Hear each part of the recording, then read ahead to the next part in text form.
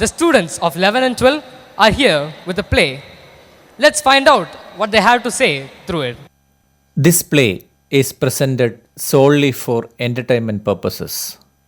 All characters, incidents, and dialogues are purely fictional. Any resemblance to any person, living or dead, or to any institution, organization, or event is purely coincidental. This play does not intend to defame, offend, or harm the sentiments of any individual, group, or institution. ഞങ്ങൾ അവതരിപ്പിക്കുന്നു black board.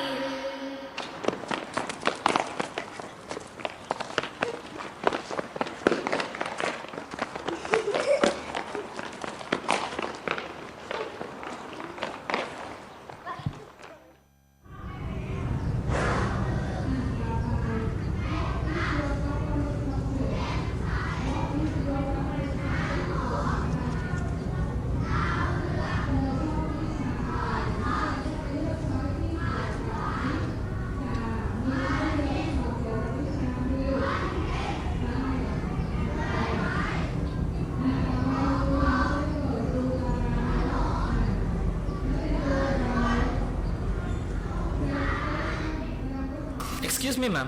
May I come in? Yes.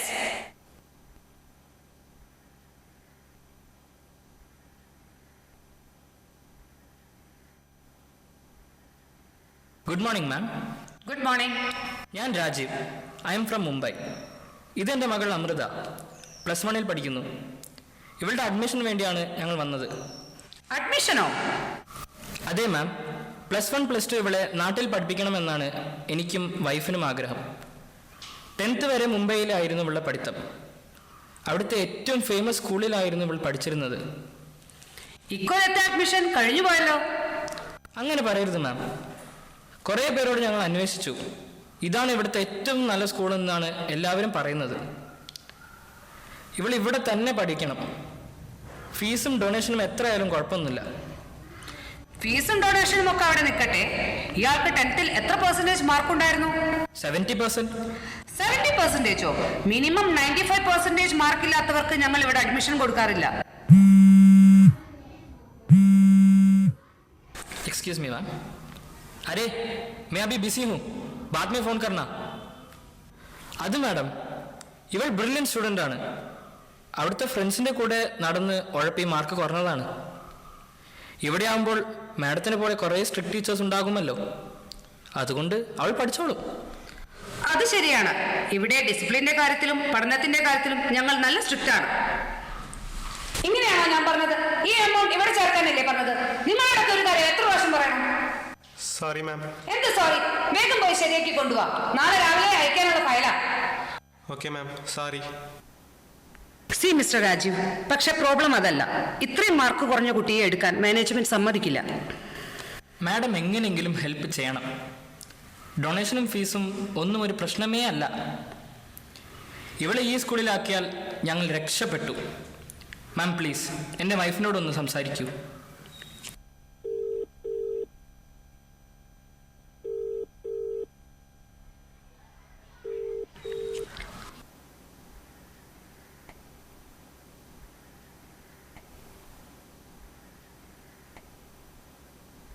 Hello, ഇയാൾക്ക് mark വളരെ കുറവാണ്. ഈ കുറഞ്ഞ മാർക്കുള്ളവർക്ക് ഞങ്ങൾ admission കൊടുക്കാറില്ല. Okay okay, ശരി ശരി, ഞാൻ നോക്കട്ടെ.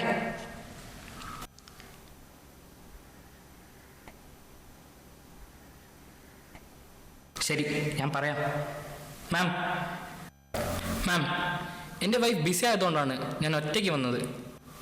മാഡം എങ്ങനെയെങ്കിലും ഹെൽപ്പ് ചെയ്യണം. ശരി ശരി, ഞാനൊന്ന് സംസാരിച്ചു നോക്കട്ടെ. Thank you ma'am. ഹലോ,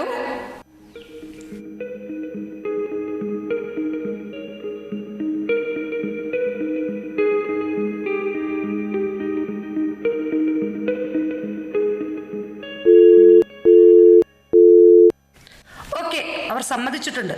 പക്ഷേ മാർക്ക് കുറവായതുകൊണ്ട് ഡൊണേഷൻ കുറച്ച് കൂടും. No problem ma'am. Thank you very much. Thank you. കേട്ടല്ലോ, നിന്റെ പേരൻസ് ഇത്രയും പറഞ്ഞതുകൊണ്ടാണ് നിനക്ക് അഡ്മിഷൻ തന്നത്. നിന്റെ ഉഴപ്പലൊന്നും ഞാൻ സമ്മതിക്കില്ല. ക്ലാസ്സിലും ഹോസ്റ്റലിലും പഠിത്തം മാത്രമേ സമ്മതിക്കൂ. സി, ഈ 2 വർഷം നീ നന്നായി കഷ്ടപ്പെട്ടാൽ നിനക്ക് പിന്നെ ജീവിതത്തിൽ കഷ്ടപ്പെടേണ്ടി വരില്ല. ഇവിടെ സ്കൂളിലും ഹോസ്റ്റലിലും ഞങ്ങൾ വളരെ സ്ട്രിക്റ്റ് ആണ്. എല്ലാം ടൈം ടേബിൾ വെച്ചാണ് പോകുന്നത്. കുട്ടികളെ ഉഴപ്പാൻ ഞങ്ങൾ സമ്മതിക്കില്ല. താങ്ക് യു മാം. അതാണ് ഞങ്ങൾക്ക് വേണ്ടത്.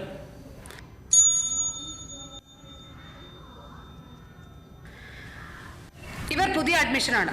ഓഫീസിൽ കൊണ്ടുപോയി എല്ലാം പറഞ്ഞു കൊടുക്കൂ. നിങ്ങൾ ഇന്ന് തന്നെ ജോയിൻ ചെയ്യുകയല്ലേ? ക്ലാസ് തുടങ്ങി ഓൾറെഡി 3 weeks ആയി. അതെ മാം, ഞങ്ങൾ റെഡി ആയിട്ടാണ് വന്നത്.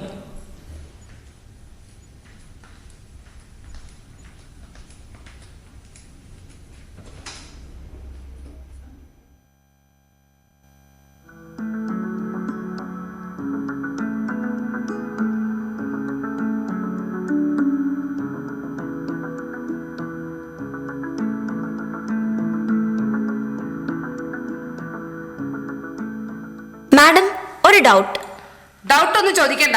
ഞാൻ പറയുന്നത് പോലെ അങ്ങ് പഠിച്ചാൽ മതി. നീയൊക്കെ ചോദിക്കുന്നത് മണ്ടൻ ഡൗട്ട്സ് ആയിരുന്നു എന്ന് കുറച്ച് കഴിയുമ്പോൾ നിനക്ക് തന്നെ മനസ്സിലാവും. വെറുതെ ആവശ്യമില്ലാതെ ഡൗട്ടും ചോദിച്ച് മൊത്തം ക്ലാസിന്റെ സമയം കളയാൻ.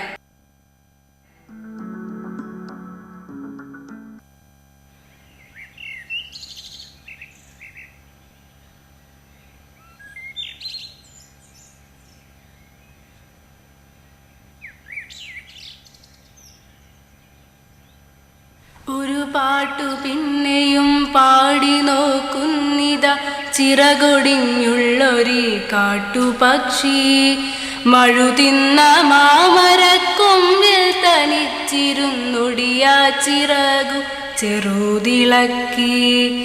നോവുമെന്നോർത്തു പതുക്കെ അനങ്ങാതെ പാവം പണിപ്പെട്ടു പാടിടുന്നു. ഇടരുമീ ഗാനമൊന്നേറ്റു പാടാൻ കൂടെ ഇണയില്ല, കൂട്ടിരു കിളികളില്ല. പതിവു പോൽ കൊത്തിപ്പിരിഞ്ഞു പോയി മേച്ചൂടിലടവെച്ചുയർത്തിയ കൊച്ചുമക്കൾ. ആർക്കുമല്ലാതെ വെളിച്ചവും ഗാനവും കാറ്റും മനസ്സിൽ കൊടിയിരുത്തി. വരവായൊരന്തിയെ കണ്ണാലൊഴിഞ്ഞുകൊണ്ടൊരു കൊച്ചുറാപ്പു ഉണർന്ന നേരം ഒരു പാട്ടുകൂടി പതുക്കെ മൂളുന്നിത ചിറകൊടിഞ്ഞുള്ളൊരു കാട്ടുപക്ഷി.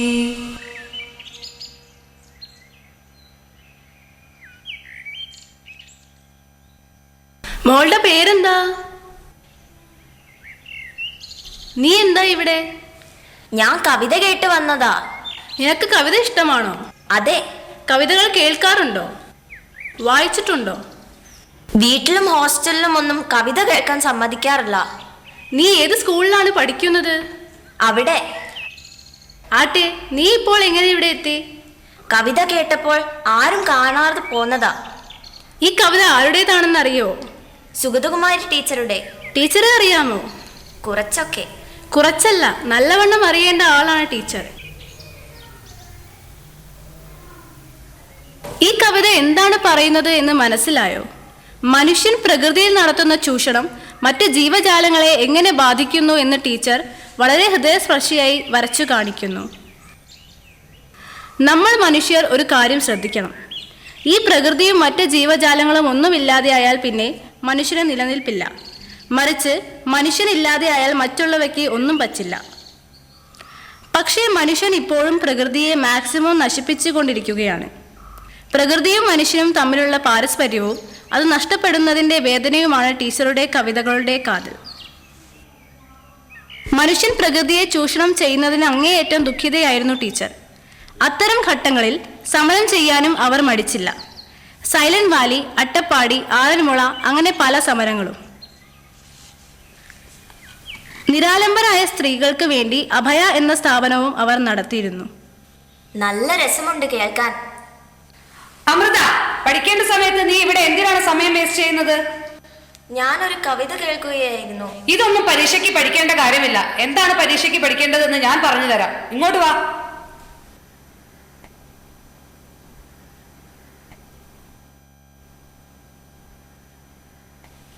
അവിടെ ഇരിക്കെ, ഞാൻ പഠിപ്പിച്ചു തരാം.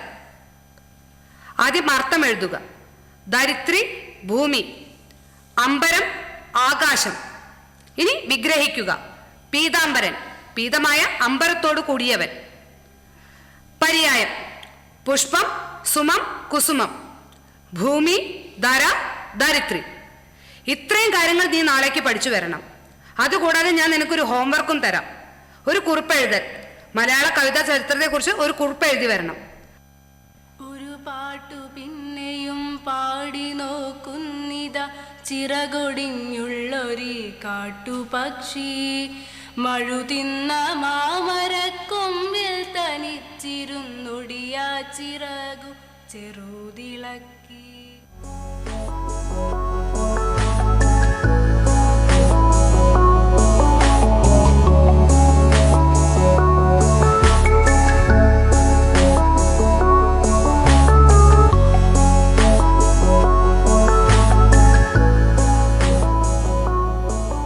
അങ്കിൾ എന്താ ചെയ്യുന്നത്? ഞാൻ നമുക്ക് ചുറ്റുമുള്ള ആകാശത്തെ നോക്കിക്കാണുകയാണ്. ഇതെന്താ അങ്കിൾ? ഇതാണ് ടെലിസ്കോപ്പ്. ആ, ഞാൻ ടെക്സ്റ്റ് ബുക്കിൽ പഠിച്ചിട്ടുണ്ട്, പിക്ചറും കണ്ടിട്ടുണ്ട്. ഗുഡ്. ഞാനൊന്ന് ഇതിലൂടെ നോക്കിക്കോട്ടെ? തീർച്ചയായും. ഇതിലൂടെ നോക്കിയാൽ എല്ലാം കാണാൻ പറ്റുമോ? ഇല്ല, ഇത് ചെറിയ ടെലിസ്കോപ്പാണ്. കൂടുതൽ കാണണമെങ്കിൽ വലിയ ടെലിസ്കോപ്പുകളുണ്ട്.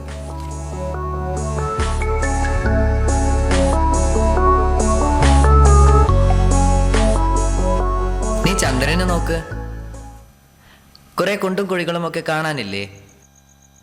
അതെ, കാണാം. ആ, അതാണ് ചന്ദ്രന്റെ ഉപരിതലം. അപ്പോൾ നമ്മൾ ഇവിടെ നിന്നും കാണുന്ന പോലെ അത്ര സ്മൂത്ത് അല്ലേ ചന്ദ്രൻ? അല്ല, ചന്ദ്രന്റെ ഉപരിതലം ഒരുപാട് പാറക്കെട്ടുകൾ നിറഞ്ഞതാണ്.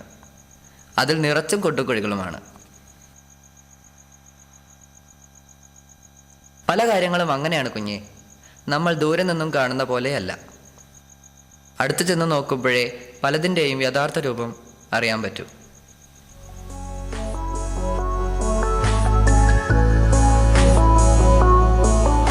നീ എന്താ ഇവിടെ? അത് ഞാൻ സ്റ്റഡി ടൈമിൽ വെറുതെ കറങ്ങി നടക്കുകയാണല്ലേ? ഇങ്ങോട്ട് വാ, പഠിക്കാം.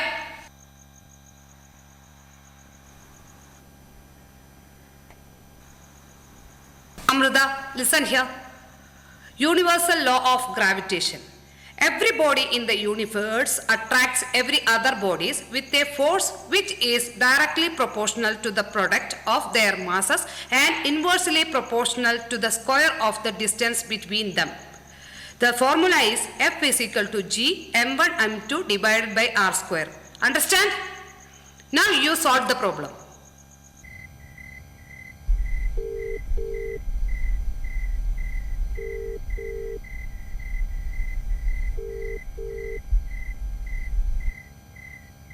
അമ്മേ, എനിക്കിവിടെ മടുത്തു.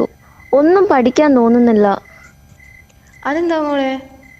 ഇവിടെ പഠിപ്പിക്കുന്നതൊന്നും എനിക്ക് മനസ്സിലാകുന്നില്ല. കുറെ തിയറംസും ഇക്വേഷൻസും പ്രോബ്ലം സോൾവിങ്ങും ഒക്കെ ഉള്ളൂ. അത് നിനക്ക് എക്സാമിന് നല്ല മാർക്ക് കിട്ടാനല്ലേ? എക്സാമിന് മാർക്ക് കിട്ടിയിട്ട്? അതിനല്ലേ നിന്നെ അവിടെ ചേർത്തത്. അമ്മേ, ഞാനിവിടെ നന്നായി കവിതയൊക്കെ ചൊല്ലുന്ന ഒരാളെ കണ്ടു. പിന്നെ ടെലിസ്കോപ്പിലൂടെ ഞാൻ ചന്ദ്രനെയും കണ്ടു. പഠിക്കേണ്ട സമയത്ത് നീ ഇതൊക്കെ ചെയ്ത് കറങ്ങി നടക്കുകയാണല്ലേ? 10 പോലെ വെറുതെ ഉഴപ്പി നടന്ന് മാർക്ക് കളയണ്ട. നീ കണ്ടതല്ലേ മാർക്ക് കുറഞ്ഞുകൊണ്ട് ഡൊണേഷൻ കൂടുതൽ കൊടുക്കേണ്ടി വന്നത്?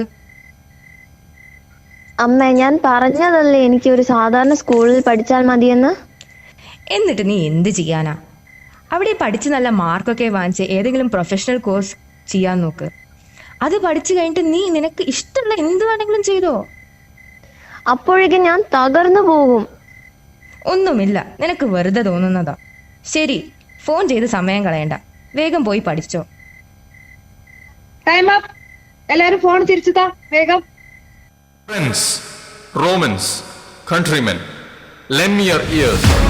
I come to bury Caesar, not to praise him. The evil that men do lives after them. The good is oft interred with their bones.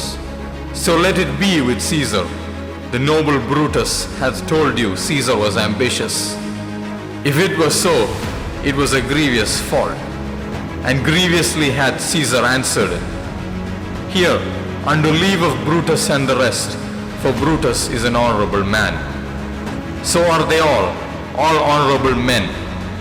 Come I to speak in Caesar's funeral. He was my friend, faithful and just to me.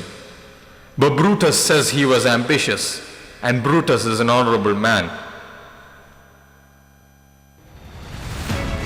O judgment, thou art fled to brutish beasts, and men have lost their reason. Bear with me. My heart is in the coffin there with Caesar, and I must pause till it come back to me. Uncle, ഇതെന്താ പറയുന്നത്? This is a speech from Shakespeare's play Julius Caesar. This speech is delivered by Mark Antony, a major character in the play. മോൾ ഷേക്സ്പിയറിനെ പറ്റി കേട്ടിട്ടുണ്ടോ? പണ്ട് സ്കൂളിൽ പഠിച്ചിട്ടുണ്ട്, പക്ഷേ ഒന്നും ഓർമ്മയില്ല. How can you forget about Shakespeare? നല്ല രസമുണ്ട് കേൾക്കാൻ. Yes, അത് ഷേക്സ്പിയർ അല്ലേ? He has created whole worlds with his words. He invented and used many new words in his plays. In fact, many words that we use now, like lonely, generous, and fashionable, were introduced by him. Interesting. അദ്ദേഹം ഒരുപാട് നാടകങ്ങൾ എഴുതിയിട്ടുണ്ട്. Tragedies, comedies, he wrote them all. Even today, he is the world's most celebrated and remembered playwright. Wow. Do you know why Shakespeare's plays are still remembered today? No. His plays are filled with human emotions like honesty, love, fear, guilt, jealousy, and so on. Emotions that are timeless and universal. And then there's his characters. They're not mere black and white figures. They are real, fleshed out characters with pure human emotions. All great art forms are the same in that sense. They talk about the complexities of human nature and the depth of the mind which transcends beyond the limits of space and time. Amrita, നീ എന്താണ് ഇവിടെ കാണിക്കുന്നത്? ഞാൻ ഈ uncle പറയുന്നത് കേൾക്കുകയായിരുന്നു. നല്ല രസമുണ്ട് കേൾക്കാൻ. ആര്? ഈ ഭ്രാന്തനോ? നിന്നോട് എത്ര പ്രാവശ്യം പറഞ്ഞിട്ടുണ്ട് പഠിക്കുന്ന സമയത്ത് വെറുതെ കറങ്ങി നടക്കരുതെന്ന്? പരീക്ഷയല്ലേ വരുന്നത്? നിനക്ക് മാർക്ക് കുറഞ്ഞാൽ ഞാൻ ആരോടൊക്കെ സമാധാനം പറയണം? സ്കൂൾ മാനേജ്മെന്റിനോട്, നിന്റെ പാരന്റ്സിനോട്? കറങ്ങി നടക്കാതെ പോയി പഠിക്കും. Poetic devices are form of literary devices used in poetry. It is the method used by poets to turn simple lines into something that makes the reader feel. There are different poetic devices used: alliteration, assonance, consonance, cacophony, euphony, caesura, enchantment, oxymoron are some examples of poetic device. The physical structure of a poem is called poetic form. Understand?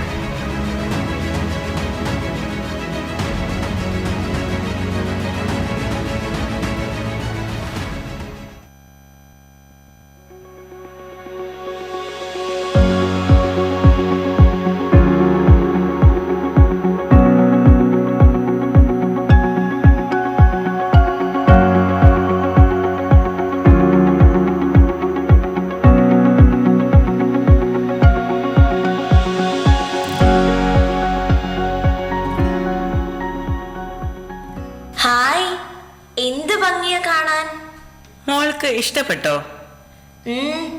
എങ്ങനെ ഇങ്ങനെ വരയ്ക്കുന്നത്? വലിയ ബുദ്ധിമുട്ടൊന്നുമില്ല. Practice ചെയ്താൽ മോൾക്കും വരയ്ക്കാം. എന്നെയും വരയ്ക്കാൻ പഠിപ്പിക്കുമോ? അതിനെന്താ, തീർച്ചയായും. വാ.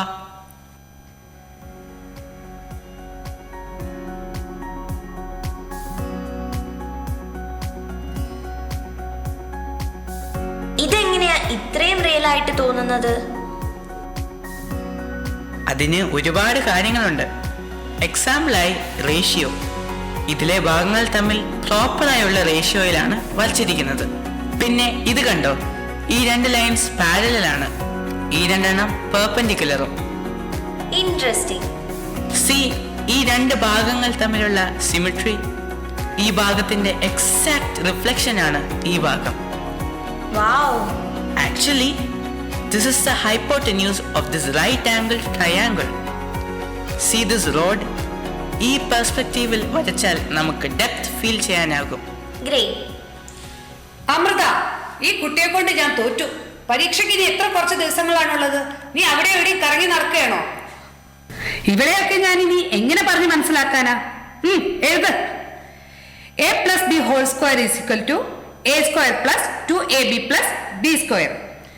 a+b³ = a³ + b³ + 3a²b + 3ab².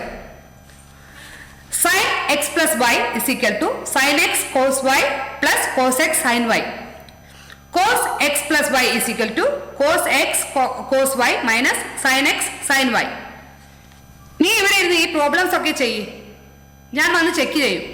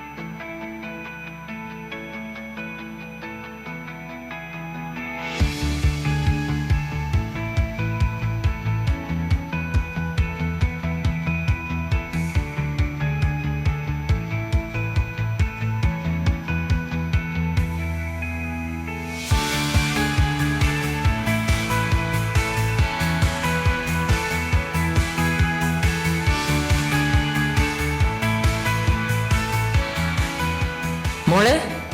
മോളോ? ആരുടെ മോൾ? നിങ്ങൾ ആരാ?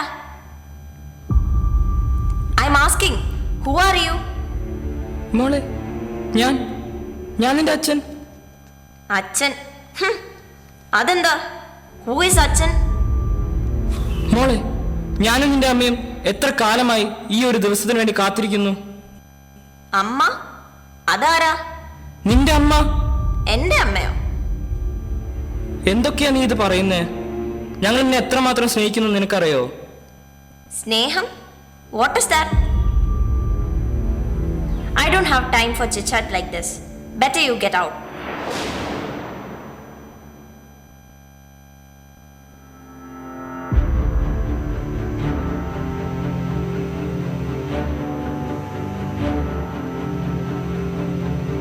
ഇത് വിദ്യാഭ്യാസമല്ല, വിദ്യാഭാസമാണ്.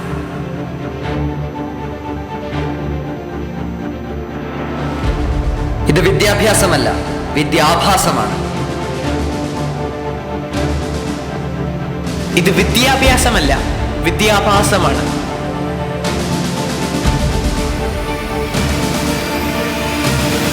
ഇത് വിദ്യാഭ്യാസമല്ല, വിദ്യാഭാസമാണ്.